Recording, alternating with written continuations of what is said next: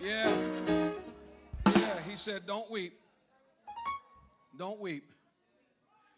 Don't weep. Now make sure it's God that tells you. Because if he says it, he can back it up. I said, if he says it, he can back it up. His word has power to fulfill itself. Lord, tell me something. And that's all Jesus says to the woman in the text. He doesn't have no long conversation. He doesn't walk over, put his arm around her, say, hush, honey. No, he just looks at her and says, do not weep. And then he's gone. That's a bad brother right there. Do not weep, and he's gone. He turned his attention away from her. Verse 14 shows us now his deliberate movement on her behalf. Verse 13 was his reaction, right? His response to what he saw when he looked at her. His eyes were drawn to her. He had compassion on her, and he spoke to her. But now, in verse 14, we have his predetermined movement to help her. What did he do? He touched the coffin. It was an open coffin, y'all.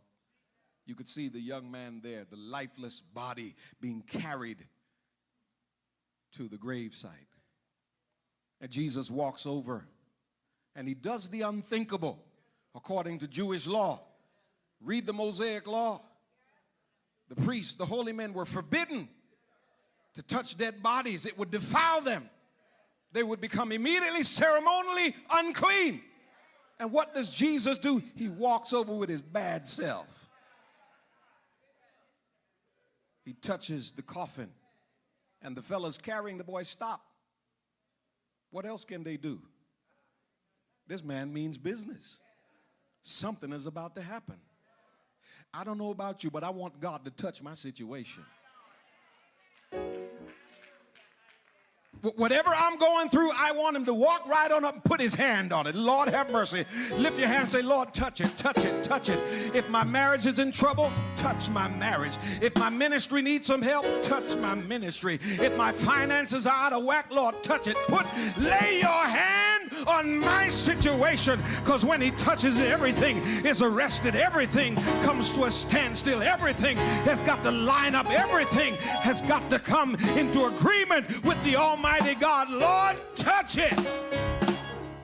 Look at somebody, say, he's about to touch your situation. He's about to touch. I don't know what you're dealing with. I don't know what you're going through, but I declare that God is about to touch something in your life. It may be in your family. It may be on your job. It may be in your neighborhood. It might be in your church, but get ready. God is about to stretch out his hand and touch, touch, touch, touch. Somebody lift your hand and say, Lord, touch it. Touch it, touch it, touch it, touch it. Touch it, Lord. He touched the coffin. And then he spoke to the dead. You didn't hear me. He spoke to a dead man. Now you got to understand something here. He was dead. And you know, death is a spirit. The Bible teaches that death is a spirit. The last enemy that shall be defeated is death. And Jesus had not yet gone to the cross or had his resurrection, but he was already teasing death before he encountered him. Right? Because remember Jairus' daughter? Death had her. Jesus told Jairus, she's just sleeping. He walks in the room, Talitha Kumai, and she comes back to life. You remember at the tomb of Lazarus? He walks over and says, Lazarus, come forth. And Lazarus responded. And in this instance, Jesus speaks to the dead man. Jesus is disrespecting the spirit of death. He's letting death know you have power, but you don't have power over me. And maybe I haven't fulfilled my mission yet, but I'm just letting you know you and I are going to have a contest. And I've already got power over you. So I'm not even going to ask your permission. Lord have mercy. I'm not going to ask your excuse to let me have this one. I'm just going to tell them, come back, come back, come back, come. I'm just so glad that I serve a God that doesn't have to ask the devil for permission to do anything in my life, because what God has for me, it is for me. And any situation that has been set back, I serve a God who can call it back. And I don't know about you, but I want him to talk to my situation. Elbow your neighbor and tell him God's about to talk to your situation. He's going to touch it and he's going to talk to it. He's going to lay hands on it and he's going to put his word on it. Anybody want God's word on your situation?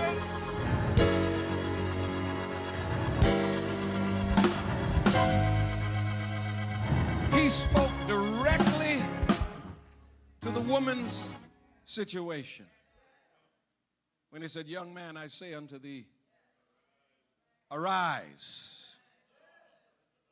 And death couldn't resist. Death could not object. Death couldn't hold on to him. Death had to let him go. Because when Jesus speaks, when God gives his word, nothing can stop the word of God.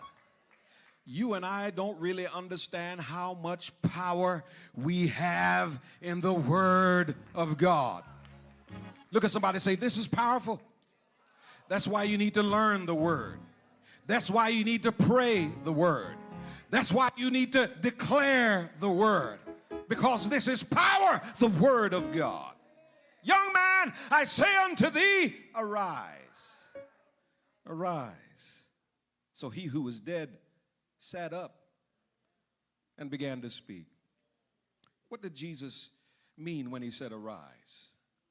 He's speaking directly to the situation. And arise doesn't just mean to change your posture or to rearrange yourself, but it means come back to life. I command you to reanimate. You who were dead, I command you to live again. Arise. It also meant to become reproductive again, to reproduce. All of the potential that is lying dormant with you, it will not lay in the grave. You will come back and you will fulfill everything that God put inside of you. Anybody ever felt like you missed some opportunities and you lost some potential? I declare God is about to revive and restore and enable you to recover some things so that the potential that you had can come back to life. Let somebody lift your hand and shout, arise. Arise. Some things are getting ready to come back because God is about to put his word on it. He's about to declare his word on your situation. You thought that it was dead. You thought that it was over. But there's a word coming from the throne room of God, and it says, arise, come back to life. Change your posture and your position and start producing again. Arise. Arise. So Jesus touches the coffin. He speaks to the young man. And then we have this miraculous response. He that was dead, the Bible says, sat up and began to speak. And he presented him to his mother. He sat up. He responded to the divine mandate. God's word cannot return void. Whatever God says must be accomplished. It must be full. I don't care how long it's been. If God has given you, anybody got a word from God? Anybody know that God has given you something? Maybe there's some promise in his word. Maybe there's a prophetic utterance that has been declared over your life, and you're looking back over decades wondering when, God, when. I come to tell you that if God said it, he will do it. And if he spoke it, he will surely bring it to pass, because his word cannot return void. It is uttered and it has the power to fulfill itself. So look at somebody, tell them it's going to happen. It's going to happen. It might not be immediately, it might be eventually, but it's going to happen. He that was dead sat up. He responded to the divine mandate. And then secondly, because he's not a zombie, he began to speak. He gave evidence of his productivity. He began to formulate thoughts. and probably recovered. And I think probably one of the first words out of his mouth was, "Mama!" I mean, what else would you have said? "Mama!"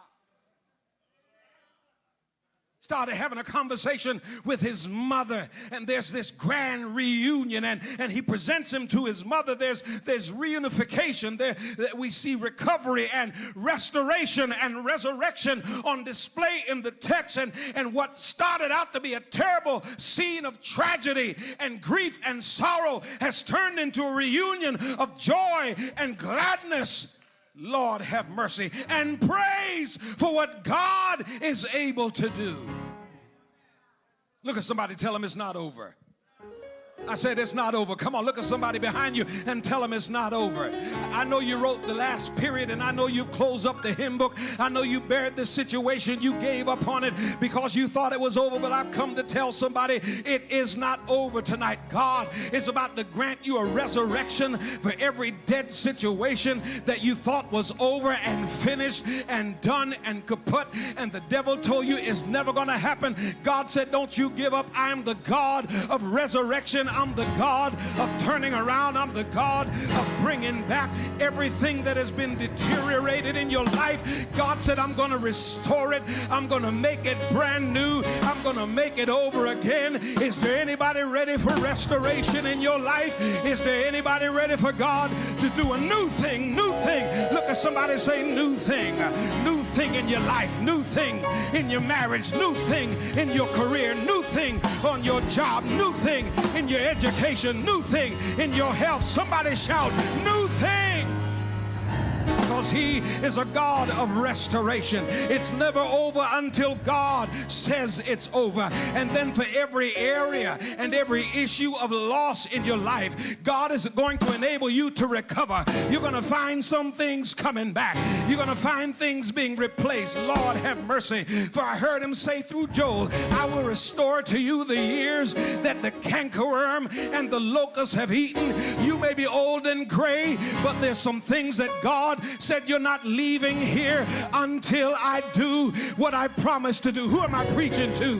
Who is it that knows that you can't die? You can't leave planet Earth until God fulfills his word, until God makes true on a promise that he gave you. Come on, stand on your feet and lift your hand and praise him that there's still hope, that there's still potential, that there's still a possibility.